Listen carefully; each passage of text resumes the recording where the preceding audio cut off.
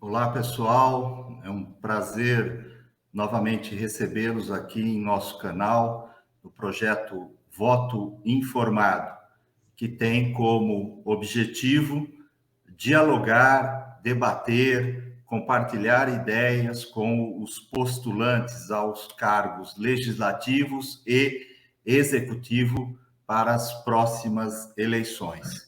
Aqueles que tiverem interesse em conhecer um pouco mais e se aprofundar um pouco mais a respeito das propostas da Brascom, que são sugeridas aos candidatos, eu convidaria que vocês acessassem o QR Code que está aqui nessa vídeo, também está no link dessa apresentação ou ainda no site da Brascom.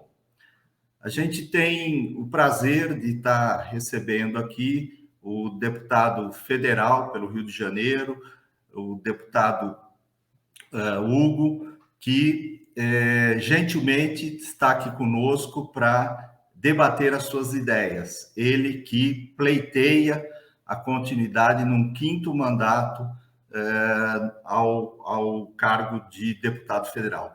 Muito obrigado, deputado. É um prazer revê-lo bem. Eu queria uma saudação inicial ao nosso público. Obrigado, Sérgio. Obrigado pela oportunidade a todos os participantes da Brascom. Eu quero até enaltecer o trabalho que a Brascom faz no Parlamento brasileiro. Quero destacar esse trabalho, abordagem, os temas com conteúdo, né? Para mim é uma alegria poder já conhecê-los há muito tempo e esse trabalho de qualidade que é entregue, né, para a sociedade, especialmente para essa área de tecnologia. E, obviamente, né, como você disse, eu estou no meu quarto mandato e apresentando meu nome novamente para a disputa para o quinto mandato, e cada vez mais fica claro, fica evidente, né, em todos os temas que eu tenho participado, seja na área da Comissão de Constituição e Justiça, seja na Comissão de Viação e Transporte, na Segurança Pública, não há como se falar em evolução do ponto de vista legislativo se nós não associarmos efetivamente a questão da tecnologia, né? A tecnologia cada vez mais faz parte integrante de todo o processo, não só do processo legislativo, mas fundamentalmente, né, do processo de evolução dos debates que nós fazemos lá na casa, nas casas legislativas. Então, quero mais uma vez parabenizar a Brascom, na sua pessoa, Sérgio, e a toda a sua equipe, né, que é uma equipe de qualidade, que tem ofertado, que tem discutido, né, temas com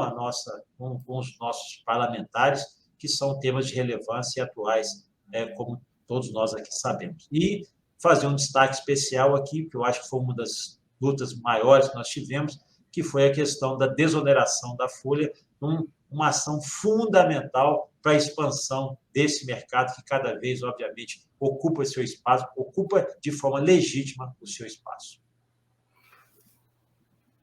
Excelente. E uma boa lembrança sua, essa questão de uma conquista da desoneração da folha e para que as pessoas tenham a dimensão dos efeitos dessa política para o setor de tecnologia, nós, o ano passado, durante o ano de 2021, contratamos mais de 198 mil novos trabalhadores, sendo incorporados a 1.900.000 que já fazem parte do setor. Sem dúvida nenhuma, essa continuidade da política da desoneração tem um papel fundamental para a geração desses empregos.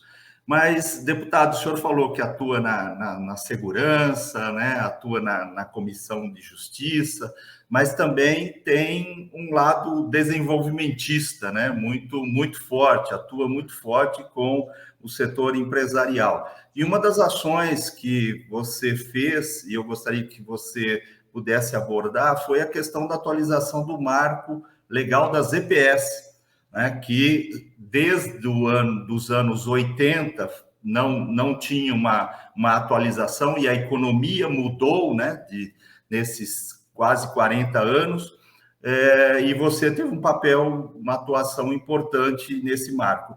Na sua perspectiva, quais são os efeitos que essa política, ainda que ela foi atualizada o ano passado, ela causará no país? Sérgio, você quando fala de ZPE, eu fico feliz porque a minha relação com esse tema, né, que é zonas de processamento e exportação, ela remonta no início dos anos 90. Aqui no Rio de Janeiro foi direcionado uma zona de processamento e exportação para o município de Itaguaí. Na realidade, isso foi em 94, 95. E eu tive a oportunidade de presidir a Companhia de Desenvolvimento Urbano desse município de Itaguaí, onde nós tínhamos ali a discussão, a proposta de instalação de uma ZPE naquela área. Nós discutimos ali se poderia ser uma ZPS, poderia ser uma EAD, né, uma estação aduaneira de interior, tinham muitos debates sobre esse tema, mas eu acabei me aprofundando nesse tema, nessa tese, eu tive a oportunidade de visitar, naquela época, nos anos 90, né, ainda o que era a dimensão, o conceito das ZPS. Então, quando eu assumo o parlamento em 2006, esse tema já era em 90, assim, um pouco, tinha alguns economistas não gostavam de discutir, que achavam que isso era uma intervenção desnecessária, vinham com vários preconceitos com relação a essas zonas de processamento e exportação, imaginando que ali pudesse acontecer qualquer coisa.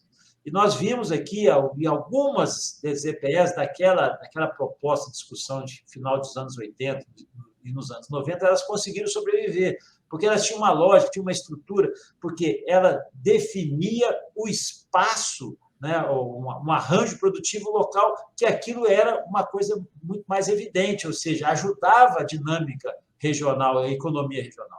Mas tivemos muita resistência, muitos economistas ainda veem com os olhos atravessados essa questão das EPS, só que agora nós estamos no século XXI. A lógica, né, os paradigmas começaram a ser quebrados na globalização, nas instalações, no processo, na dinâmica do processo de instalação de empresas, na dinâmica de construção de plantas, né? Você tem hoje uma diversidade de plantas espalhadas por vários países e aí o produto final acaba indo especificamente para o local. Então, o que nós enfrentamos lá, eu falo enfrentamos porque eu fui do Conselho de Administração das EPS, eu debati as EPS, viajei, visitei no Brasil e alguns lugares do mundo. Uma das que mais me chamou a atenção foi as maquiladoras, que eram no México. Eles tinham lá uma produção enorme que atendia uma demanda não só dos Estados Unidos, mas de outros países. Isso eu estou dizendo como um exemplo, né? Mas o que foi construído conceitualmente lá nos anos 80, final de 80, nos anos 90, hoje a concepção é outra, o conceito é outro, a dinâmica da economia é outra. Mas elas continuam sendo essenciais, sendo fundamentais, como uma atividade de incentivo para a questão de processo de exportação. Nós vemos isso, que essa dinâmica ela tem que acontecer, e hoje, na reavaliação desse novo marco das zonas de processamento e exportação, nós temos ali, na previsão legal, uma parcela considerável que vai para o mercado de exportação e outra que vai ficar no mercado interno. Eu posso citar um exemplo aqui de uma situação que nós sofremos, todos nós sofremos, o mundo sofreu, que é os microcondutores, os chips, o que nós vivemos, né, na dependência, né, de vários outros fornecedores, e nós não tínhamos nenhum parque instalado que pudesse dar vazão a esse princípio. Estou trazendo uma linha de tecnologia que já poderia ter sido compensada, que já poderia estar instalada numa versão atual das zonas de processamento e exportação. Mas veja o que aconteceu com a indústria automobilística, né? Tiveram que interromper a produção de veículos por causa dos microcondutores, dos chips, aqueles fatores essenciais em vista da modernidade, em vista do que tem instalado de tecnologia hoje nos veículos. Repito, então, essa modernização das zonas de processamento e exportação hoje, elas são um marco e elas têm que ser encaradas no processo econômico do século XXI. É isso que nós estamos fazendo, eu acho que é o que nós queremos entregar para o país. Tem resistência ainda, né? Tem alguma resistência de alguns economistas, mas resistência a gente vence no voto. Vai para o debate, faz o diálogo e vai para o voto, e foi o que aconteceu no Congresso Nacional. eu creio, né, deputado, acho que o senhor concorda com isso, que um dos grandes avanços foi a inclusão de serviços, Sim, como, né, porque antes a ZPE só restringia a manufatura.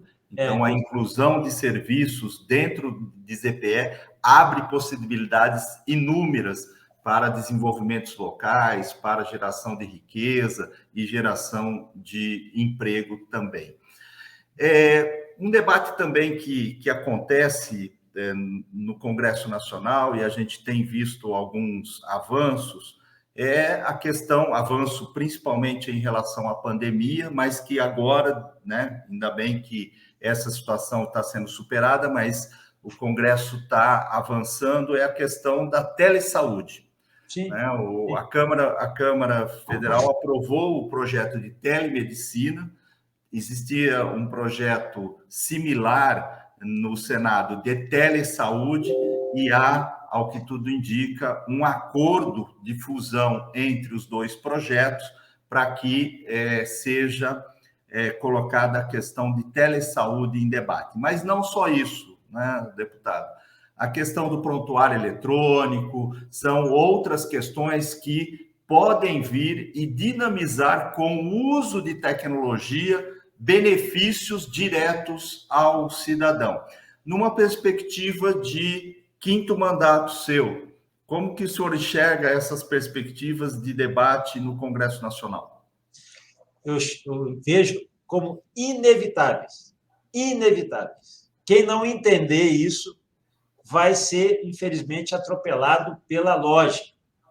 Eu não estou dizendo que a telesaúde, né, que é um tipo, é uma modalidade, ou chamada de saúde digital, assim, é substituto, ou a telemedicina é substituto do médico.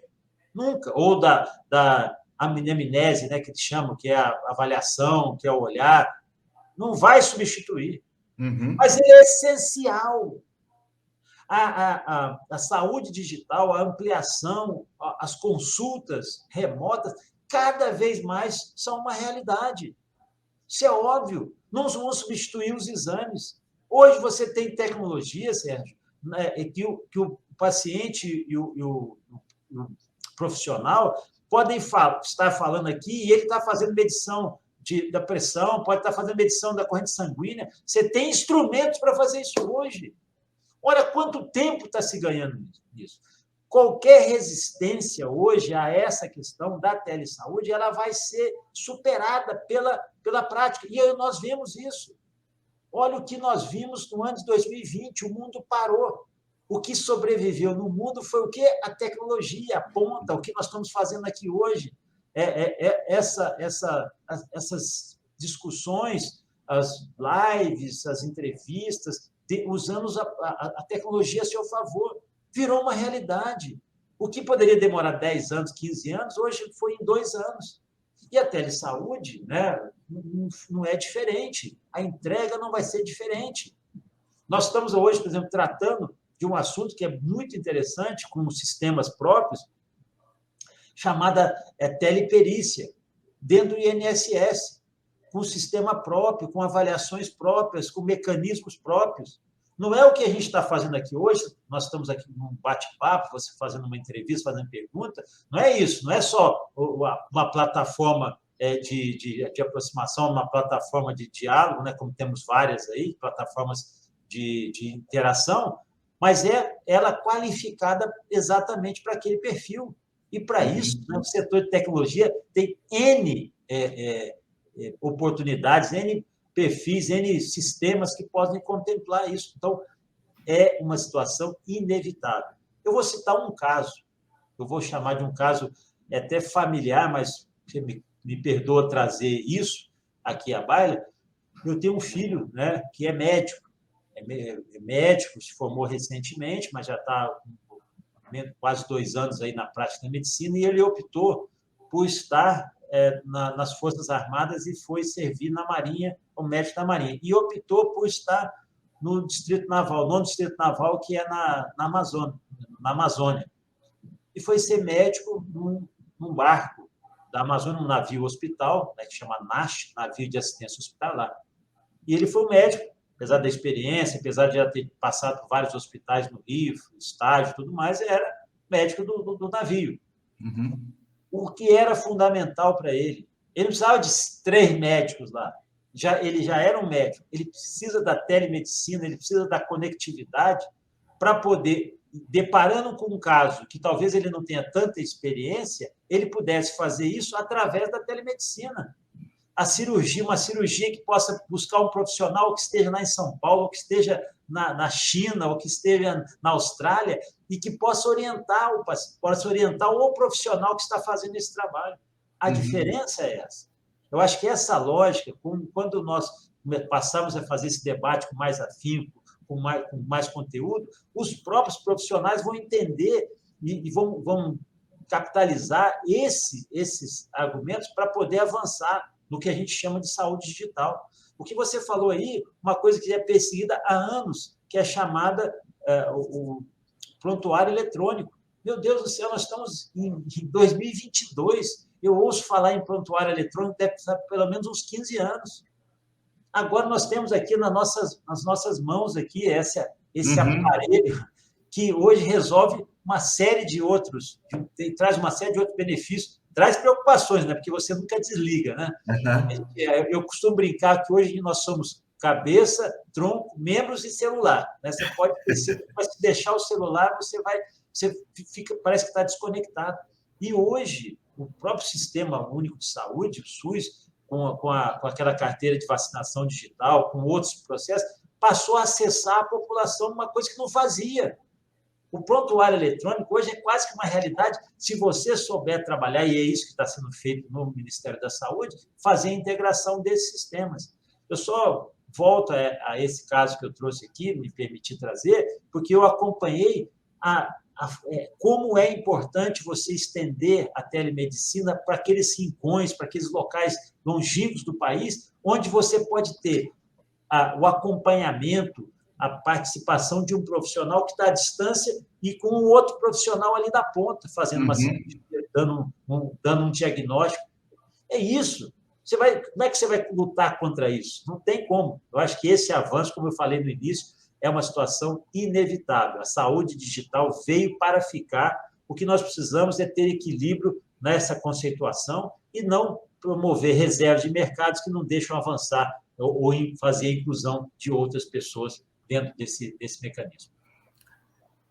Se me permite, deputado, 2 comentários em relação a essa abordagem que você fez. Primeiro, é a questão do acesso, né? Com o uso da tecnologia, você propicia pessoas que não têm acesso à saúde terem acesso. E, como no seu exemplo, se me permite, no seu exemplo, profissionais que não têm aquele domínio específico daquele conhecimento sobre aquela doença ou sobre aquele exame, possam se ajudar com outros profissionais, se auxiliar com outros profissionais e, assim, atender melhor o paciente. E o outro comentário que você me permite é que a tecnologia ela não substitui, ela é o meio para fazer isso, ela simplesmente é o veículo que leva e traz, e ela, em hipótese alguma, irá substituir o médico ou qualquer outro profissional, porque no conceito de telesaúde entram outros profissionais, como fisioterapia, como psicologia, quer dizer, que são abarcados pelo conceito de telesaúde. Mas excelente. Deputado, o senhor tem sido protagonista ali nas questões do debate do orçamento, né? A gente vê ali uma atuação muito incisiva sua nessas questões orçamentárias. E a gente sabe que o Brasil, né, tributa muito e mal, né?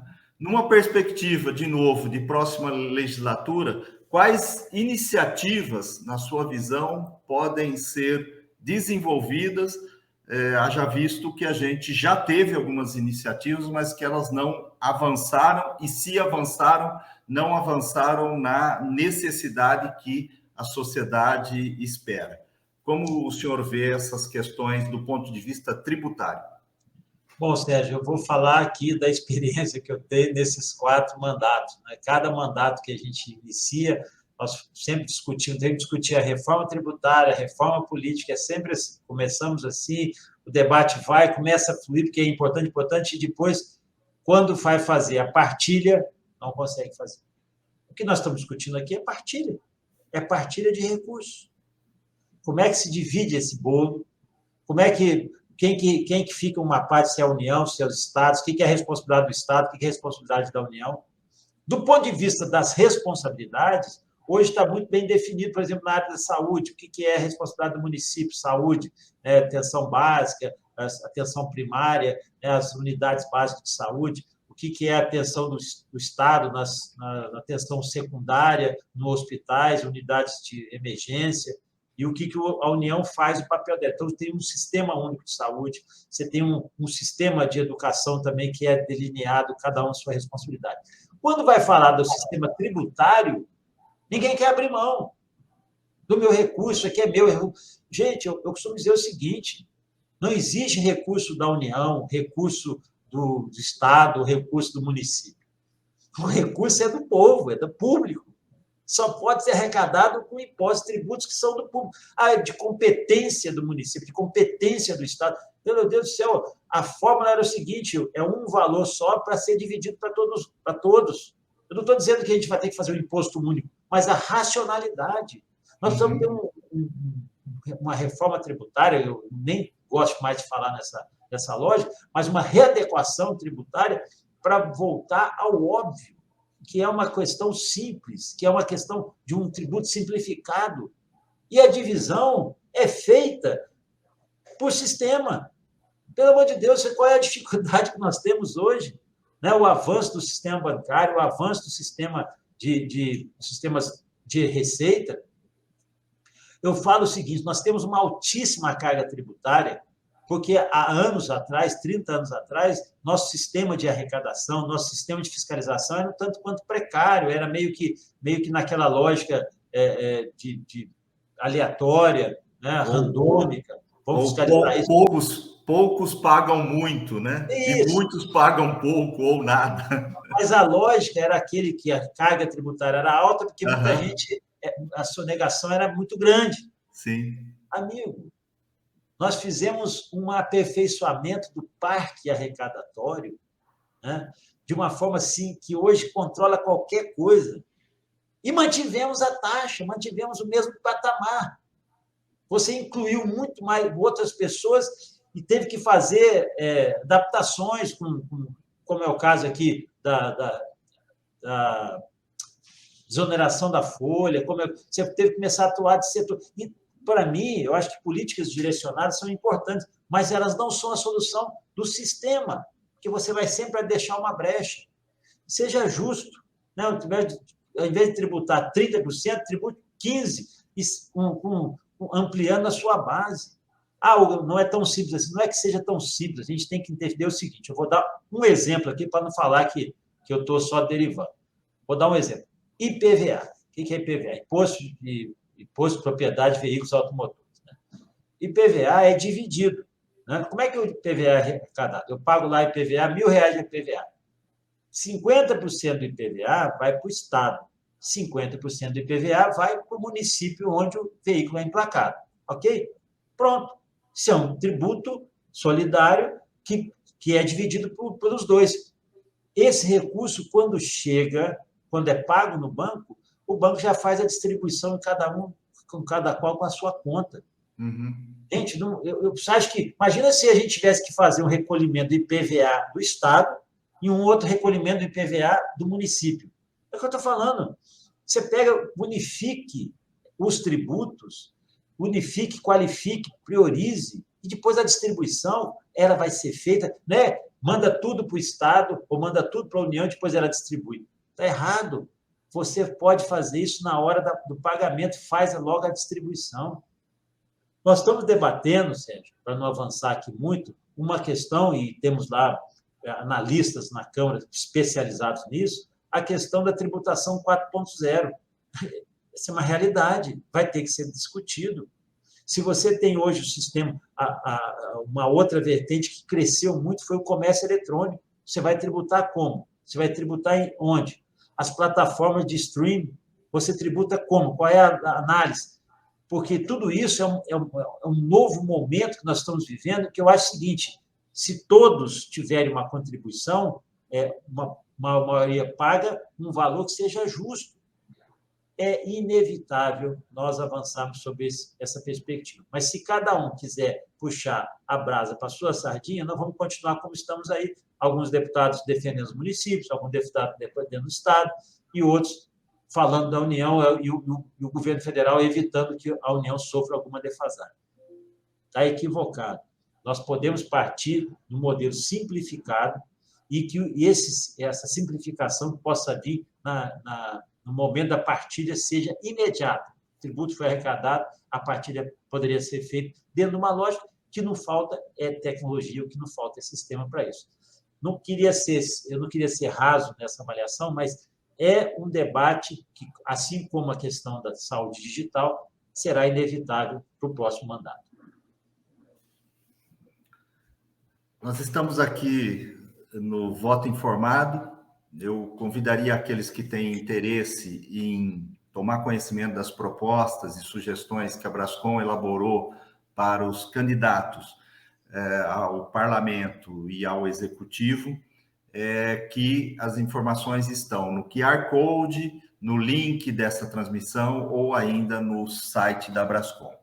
Queria agradecer, deputado Hugo Leal, em meu nome, em nome da Brascom, pela sua disponibilidade, pela sua participação em estar dialogando conosco, né? E muito obrigado pelo compartilhamento das ideias e sugestões. Convidaria o senhor a fazer a sua saudação final para o nosso público. Sérgio, só para reforçar aqui o meu compromisso com a questão da tecnologia, eu acho que isso é uma situação que eu já falei que é uma situação inevitável, nosso posicionamento nesse sentido. Acho que vocês já atuam de forma muito clara, me dá o apoio aqui às propostas, né, o plano de governo para a aceleração da era digital que vocês apresentaram, tanto na questão das cidades inteligentes, também vejo que isso é uma situação que vai se avançar cada vez mais, porque cidades inteligentes definem menores recursos, né, investimentos em tecnologia, mas pode, com certeza, ajudar muito a vida das pessoas. A questão da conectividade, essa é uma situação que nós vamos ter que enfrentar, tem o 5G, vão vir outras ações. A questão da educação digital, também hoje, uma realidade já imposta. A questão da saúde digital, que já foi objeto aqui da minha manifestação, e a questão também, que a gente não falou, da agricultura digital. Eu acho que esse é um fato que vai não só gerar mais empregos, mas vai estabelecer uma prioridade na produção, vai otimizar a produção. É fundamental um olhar atento para isso, porque o nosso campo, às vezes, ficou, durante muito período, em defasagem. Então, dentro dessas áreas, né, agricultura, cidade inteligente, conectividade, educação, saúde digital, eu só acrescentaria um tema que vai ser também, Sérgio, inevitável de debate, nós já estamos fazendo isso, que são a economia digital. Economia digital que eu falo, sistema financeiro digital, blockchain, as blockchain, a questão das criptomoedas, inevitável. Esse é outro assunto que vai se avançar cada vez mais. Eu entendo que a Brascom tem um papel técnico, um papel de conteúdo para também ingressar nesse ramo aí. Eu sei que é um ramo um pouco mais delicado, mas temos que avaliar, temos que avançar, temos que discutir. Portanto, o parlamento é a casa do debate, né? Nós estamos lá, só aprovamos leis ou rejeitamos aquilo que tem maioria, e é isso que nós precisamos, é o argumento para poder consolidar. As ideias são muito bem-vindas, sempre serão bem-vindas, e com conteúdo, com qualidade, como é a da Brascom, confesso que isso ajuda bastante a dar conteúdo, a dar qualidade ao debate. Então, mais uma vez, agradecer a oportunidade dessa troca de ideias aqui e me colocar mais uma vez à disposição, ainda no mandato, né, que vai até fevereiro de de 2023, e, se Deus quiser, no trabalho que nós estamos realizando, colocando o nome aqui à disposição da população do Estado do Rio de Janeiro, né, tendo mais um mandato, podem contar comigo, porque essas discussões que nós trouxemos aqui são circunstâncias inevitáveis, e quanto melhor nós trabalharmos, sem muita regulação, mas quanto melhor trabalharmos na definição desses marcos legais, melhor para poder fluir cada vez mais o processo tecnológico. Muito obrigado, deputado. Um forte abraço. Grande abraço para vocês todos aí.